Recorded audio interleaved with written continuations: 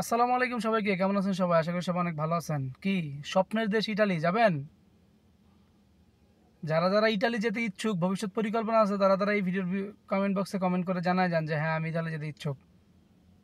Italy যান, বৈধ উপায়ে যান, আত্মীয় স্বজনের মাধ্যমে যান, ডাইরেক্ট প্লেনে ফ্লাইট নিয়ে যান। আজকের খবর, আজকে যখন আমি ভিডিওটা রেকর্ড করতেছি ঠিক তখন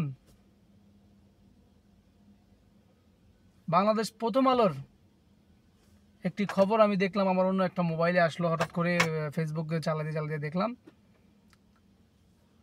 ঢাকা থেকে ইটালি 16 লাখ টাকায় বডি কন্টাক্টে গেছে, এরকম 16 জনের লাশ উদ্ধার করছে। 16 জনের লাশ।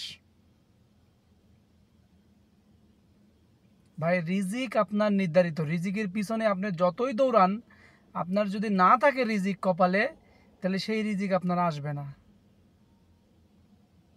ঠিক আছে? অর্থাৎ যারাই বিদেশে আসতে চান, যেভাবে আসতে চান, ভেবেচিন্তে বুঝে শুনে আসবেন। ঠিক আছে? একবারের জায়গায় 100 বার বাঁচবেন, ভাববেন বিদেশ জায়গাটা খুব খারাপ জায়গা।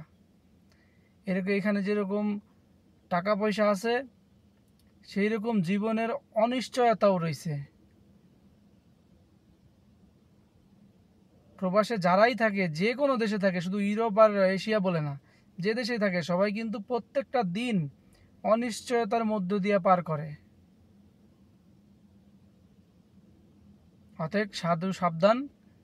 ইটালি বলেন, ফ্রান্স বলেন, জাপান বলেন, ডকুমেন্ট জমা দিতে, কাজ করতে খুবই সাবধান, খুবই সাবধান।